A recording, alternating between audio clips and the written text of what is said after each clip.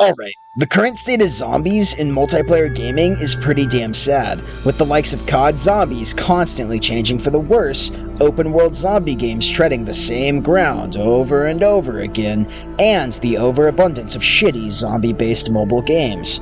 For every diamond in the rough game, like Project Zomboid or SAS Zombie Assault, you've got 5 to 10 very mediocre yet high-budget releases and a billion shitty mobile games.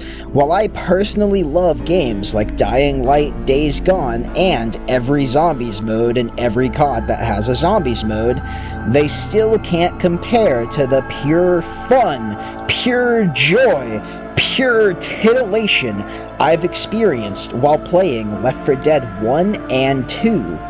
Whether it's the basic campaign or versus mode, modded or unmodded, with my friends or by myself, Left 4 Dead has given me more enjoyable and worthwhile experiences than any other piece of zombie-related media, other than, say, The Walking Dead.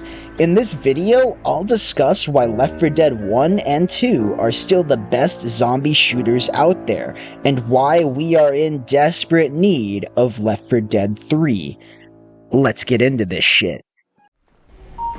I have not come this far to die now.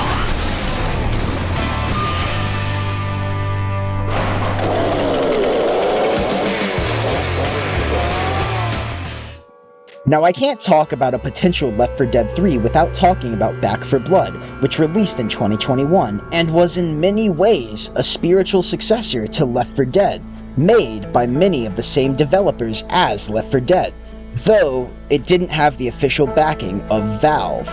You see, Back 4 Blood lacked the charm and unpredictability of the first two games, which was a massive disappointment for both gaming and Left 4 Dead fans alike, with most fans returning right back to the OG games, myself included.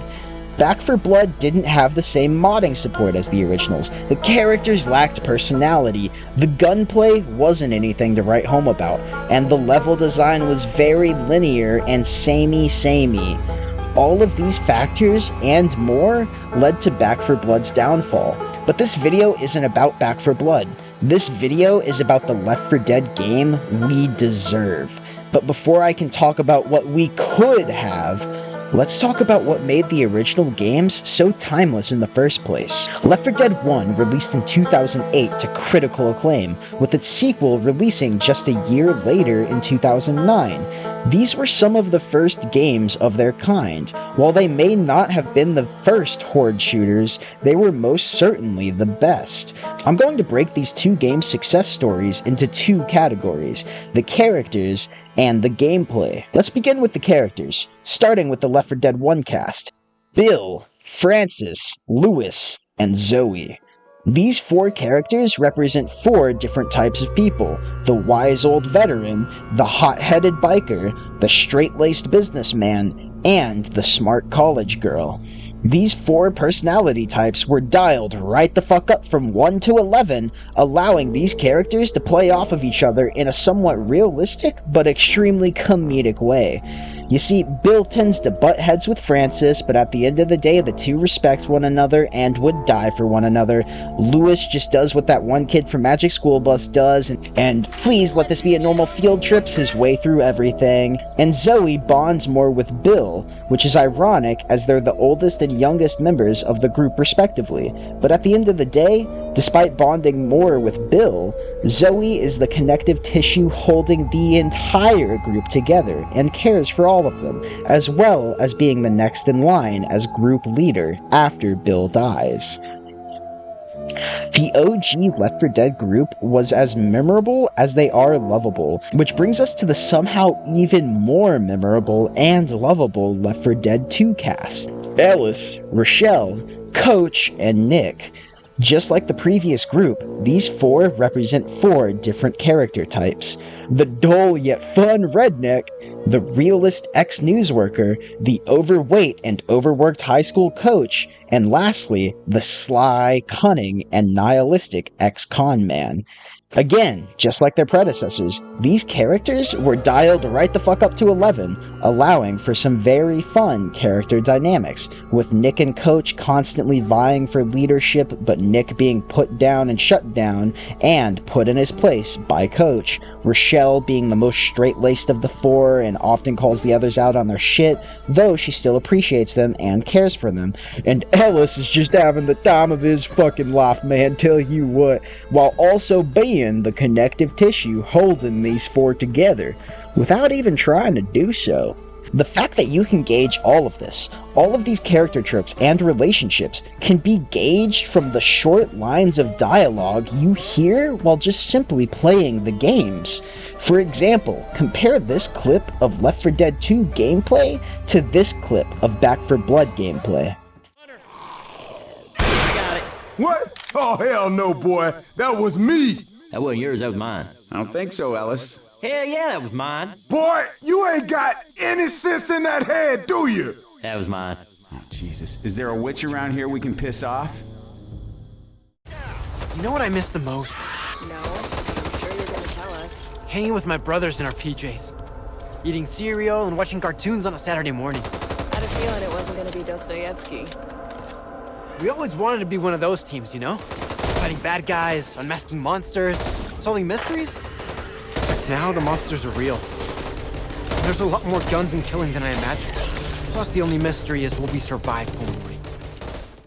As you can see, Left 4 Dead clears Back 4 Blood with this bit of character alone. Without even getting into modding, gameplay, or design, Left 4 Dead already has more character than every zombie protagonist in gaming.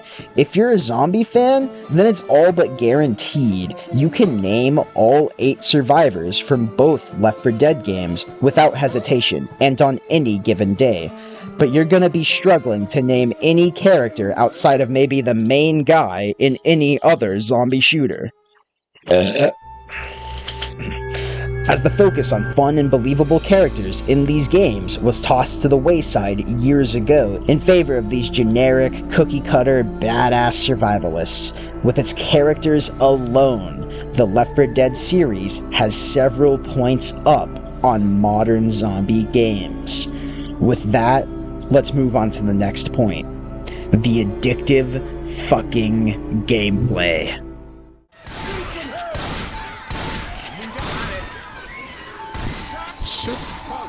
Oh no, fuck, my bad.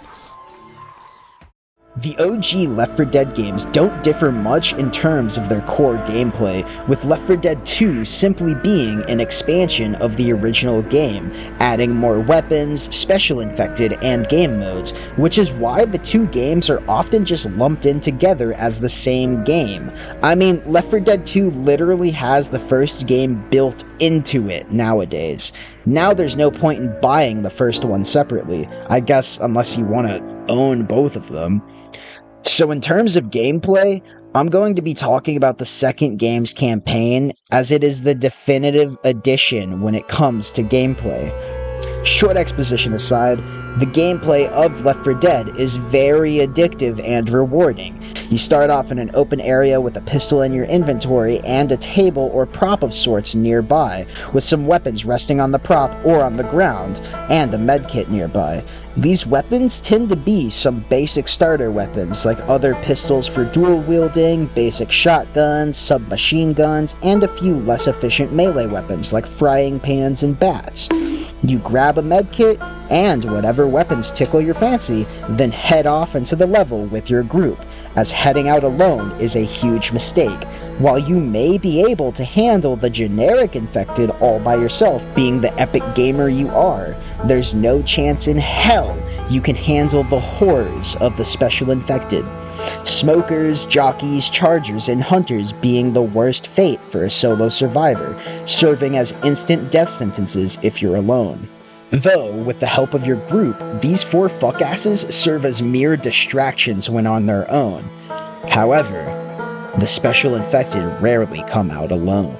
We got spitters, boomers, witches, and tanks as our other special infected, with witches and tanks being the most damaging and hardest to kill. The moment you see a special infected, there's a pretty high chance another 1 or 2 are lurking nearby. Go ahead and picture this scene, as it's not that far off from what can happen in-game. A smoker grabs Ellis, and just as Nick turns around to save him, a jockey prevents him from doing so. Then, Coach seems as if he's about to save both of them, only to get caught in some spitter goo, losing the last bit of health he has. Finally, Rochelle is about to make the last-minute save on Ellis, only for a hunter to pin her down, and the run ends there, causing you to restart the level. Fuck! Look here.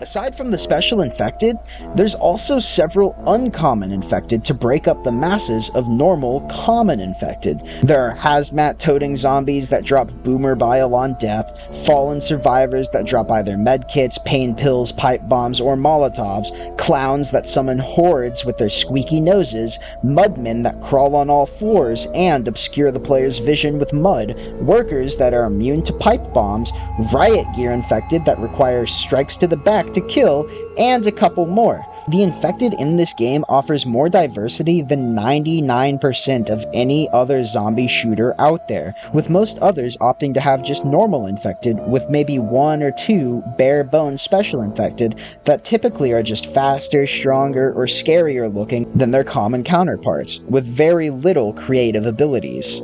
These games also tend to opt out of having just uncommon varieties that are present in Left 4 Dead, leading to all of the normal hordes you encounter feeling the exact fucking same every goddamn time.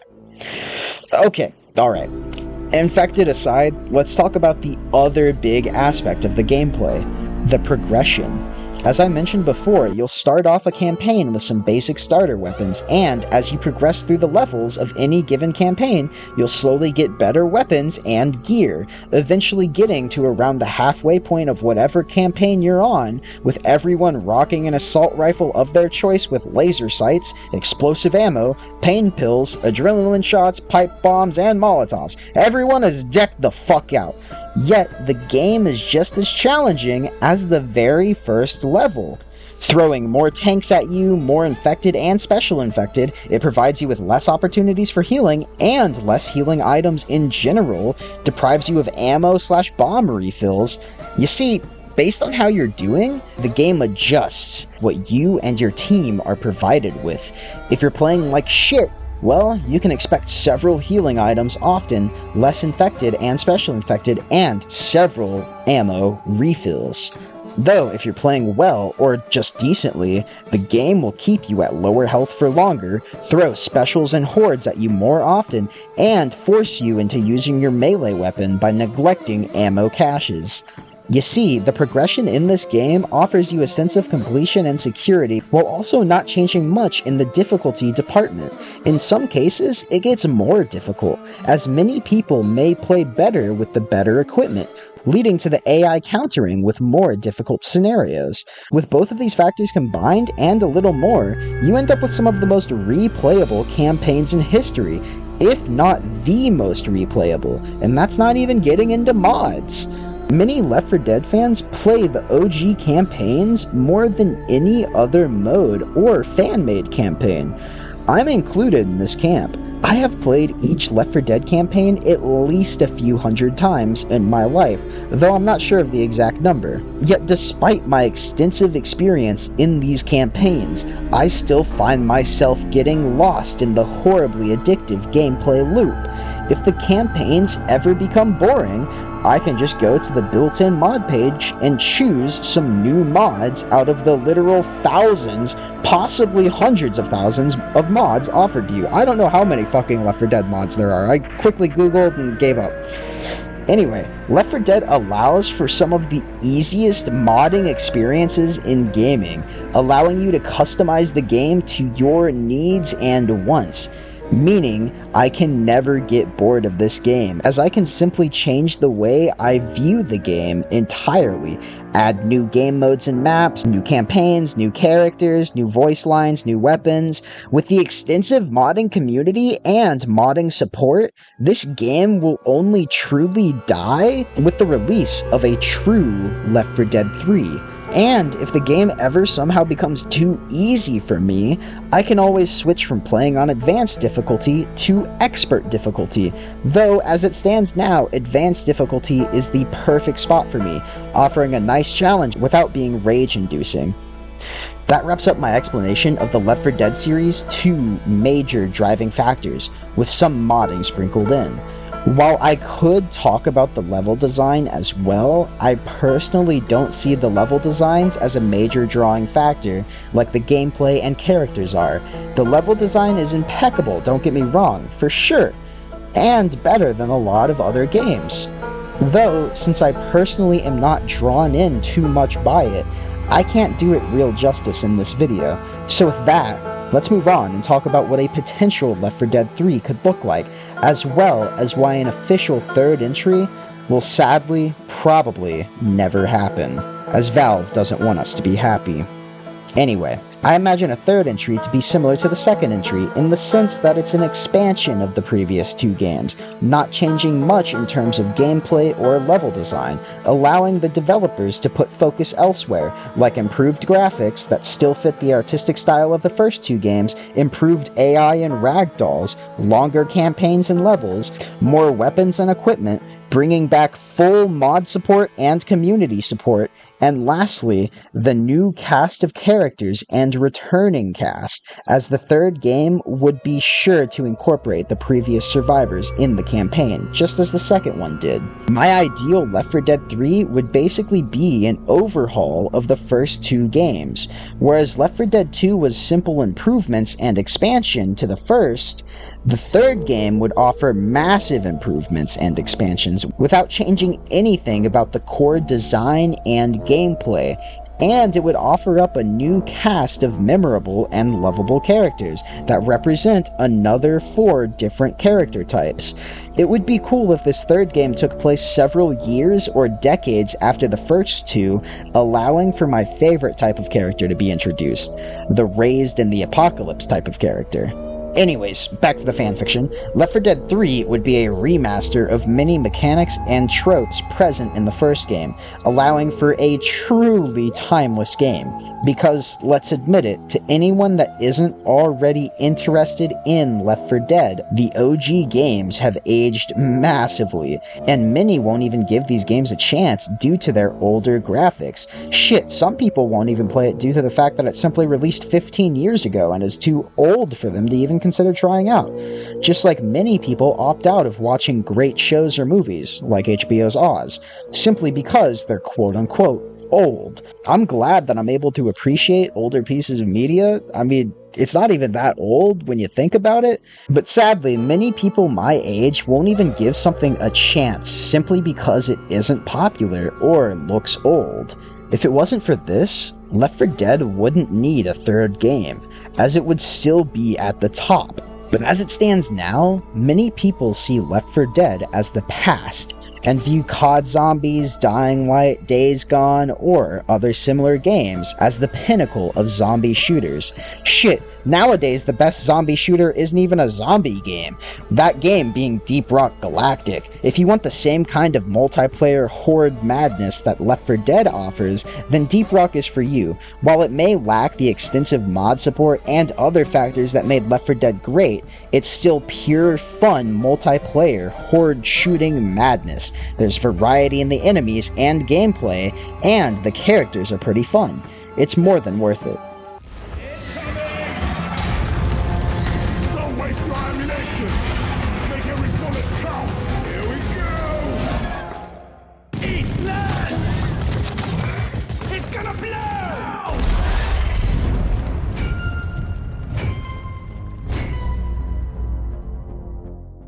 Well, Well, that about wraps up the topics I wanted to touch on in this video. If you disagree with anything I've said or have anything else to add, leave it in the comments. And if you enjoyed this video, you might enjoy some of the other crappy content on my channel. But if you really enjoyed, maybe you should consider liking and subscribing, I don't know, some of that shit. Anyways, that's all from me today. Merry Christmas, Happy Birthday, and goodbye. Mwah.